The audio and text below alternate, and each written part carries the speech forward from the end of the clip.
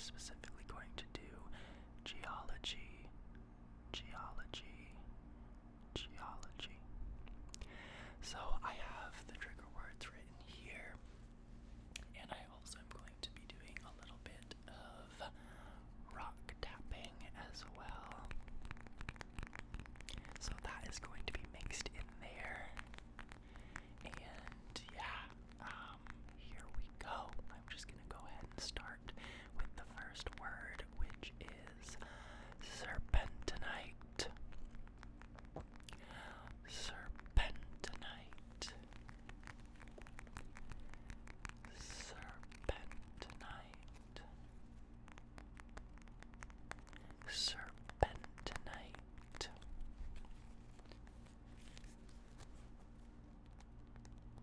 Serpentinite. So, serpentinite is a metamorphic rock,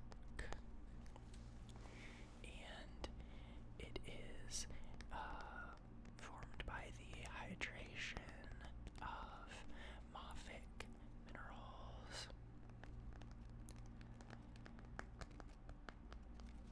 And it typically forms under the ocean because we have a lot of mafic minerals in our oceanic crust. And surprise, surprise, we also have a lot of water down there. And so, yes, we have the formation of serpentine minerals. And those will largely compose what we call serpentinite, which is the rock name. Serpentinite. Serpentinite. Serpentinite. Serpentinite.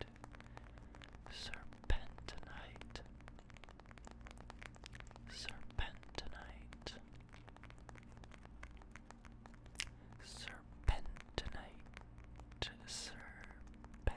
Serpentinite.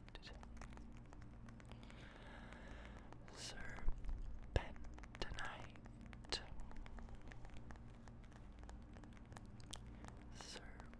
Serpentinite.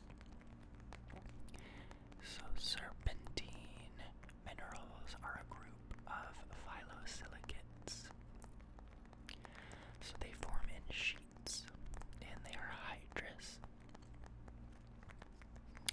And we call the rock name serpentinite by adding that ITE ending. But don't be fooled, because the ITE ending in geology can be used to indicate a mineral or a rock based on some sort of etymological root. So there's really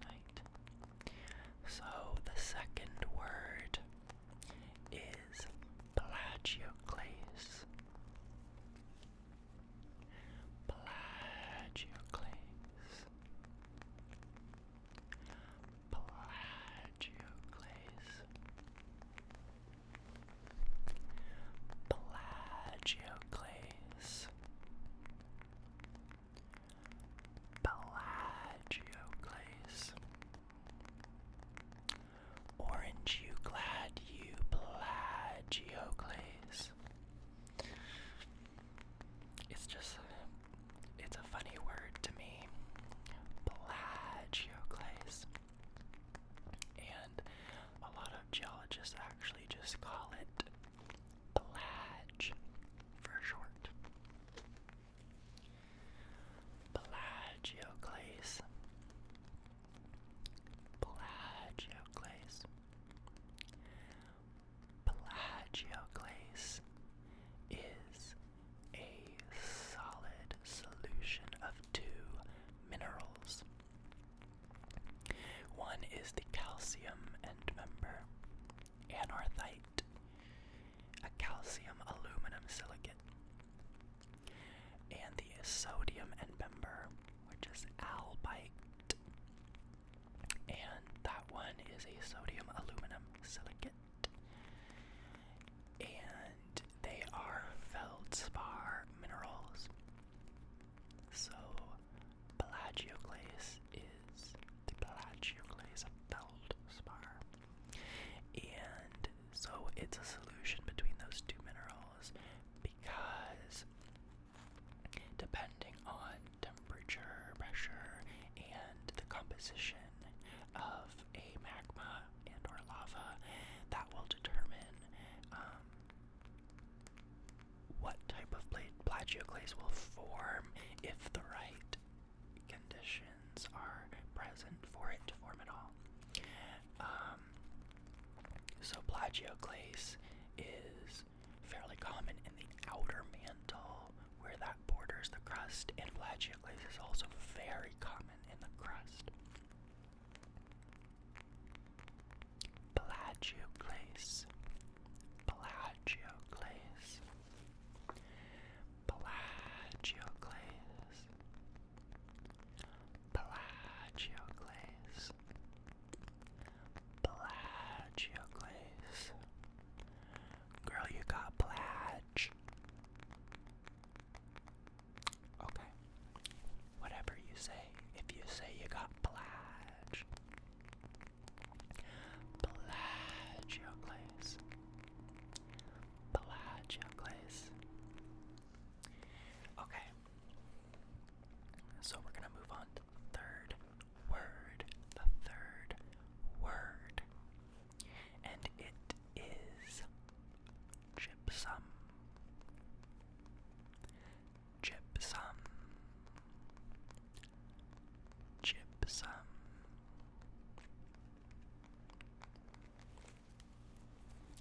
Gypsum. Gypsum. Gypsum. Gypsum. So I started off with a metamorphic rock. The second word was a largely igneous mineral, and so now we're talking about a largely sedimentary mineral called gypsum. Gypsum. Gypsum. Gypsum is a calcium sulfate hydrate. So it has calcium sulfate ions, and it has water incorporated into the mineral structure. And we call it gypsum. Gypsum. Gypsum. Gypsum. Gypsum. Gypsum. Gypsum typically forms as an evaporate mineral, and evaporates form most commonly in desert regions, but they also form under the ocean or in different sort of environments that are proximal to the ocean. So there's where you have contact with salt water.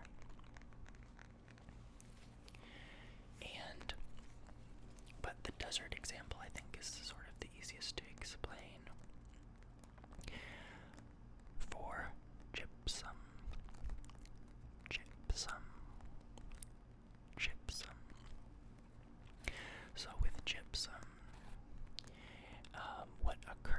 is if you have a desert salt flat, you have, a desert environment is one in which there's very low rainfall per year, and the rate of evaporation is much higher than the rate of precipitation. And so when you do have some type of rain event that moves through, which is very rare, of course, but they still do occur in the desert, you don't even have to have rain for very long. It can be a quick spurt, and that will be enough to quickly weather and erode some of the rocks in the region. So water comes rushing down, right, and dissolves some of the salts in the rock and carries those salts to a salt lake. And then when the salt lake dries up, it leaves behind a salt flat. And as those salts in the water oversaturate, while the water is evaporating, they start to crystallize into their minerals. And so the lowest solubility minerals will fall out of solution first, of course, and then followed in a gradient to the to the highest solubility. And so gypsum will form where calcium and sulfate fall together in that complex gradient. And so gypsum then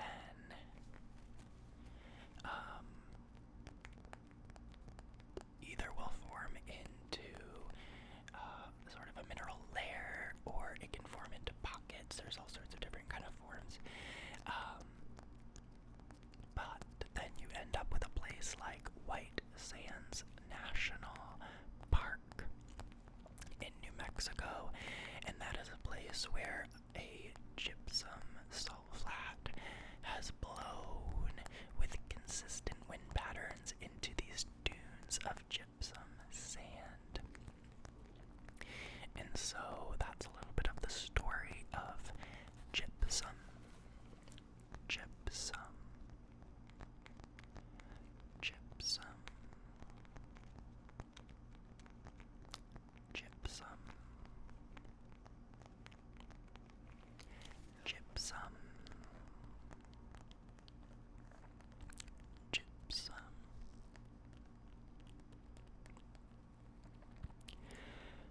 Gypsum. Gypsum. Gypsum. Gypsum. Gypsum. Gypsum. So in case you haven't noticed by now, it's a little bit of an unconventional trigger words video, because I am throwing explanations in there that, obviously divert from the repetition. So I hope that you don't mind that, and that you enjoy this format. But yeah, I just can't help it. I have to explain. I can't just say it. So it's already hard enough for me to not explain the rock that I'm holding, but I'm gonna save that for a later video where I'll do some rock show and tell and explain. But anyways, the word is gypsum. Gypsum. Gypsum. Gypsum. Alright, so now on to our next word, and this is a garnet mineral called spessartine. Spessartine. Spessartine.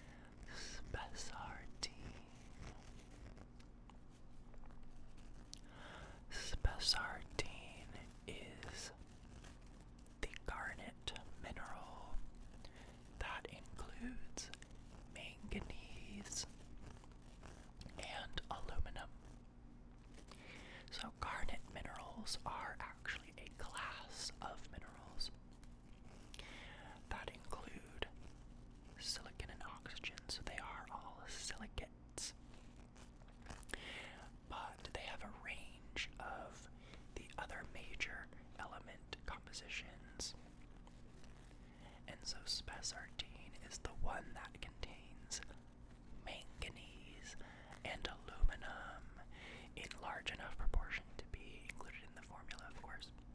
So that's why we consider them major components. And the manganese aluminosilicate garnet is spessartine. Spessartine. Spessartine. Spessartine. Spessartine. Spessartine. Spessartine. Spessartine. Spessartine.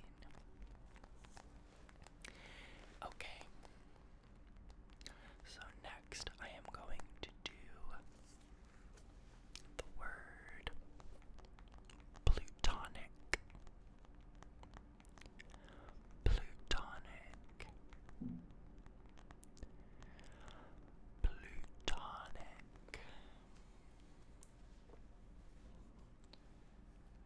Plutonic. Plutonic.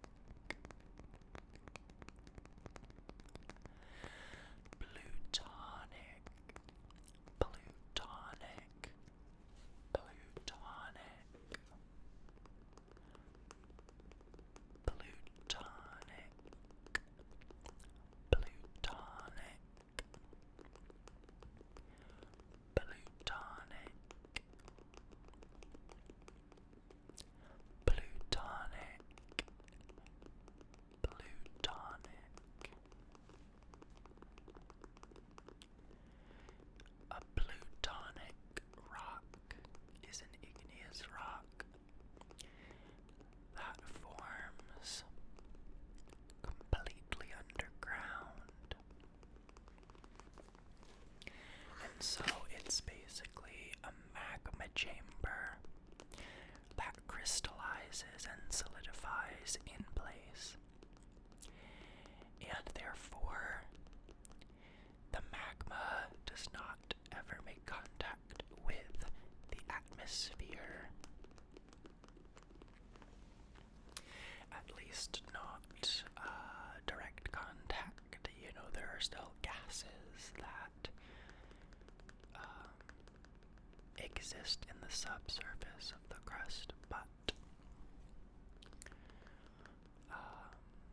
but yeah, so magma does not come into contact with the outer surface where the crust meets the hydrosphere and atmosphere. And when that occurs, we call the igneous intrusive rock plutonic. Plutonic. Plutonic. Plutonic. Oh, excuse me. Plutonic. Plutonic. Plutonic.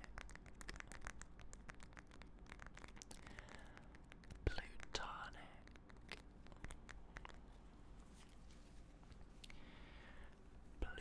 Plutonic.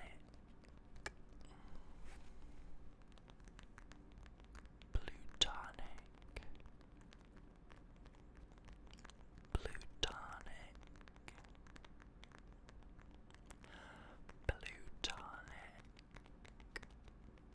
Plutonic. Plutonic. Plutonic. Plutonic. Okay, and now we are going to move on to our final word of the day. Sorry that I could not include more at this moment. There's about 1,000,001 terms I would want to include, but we're going to end with my favorite period of geologic time. You may have heard of it. It's called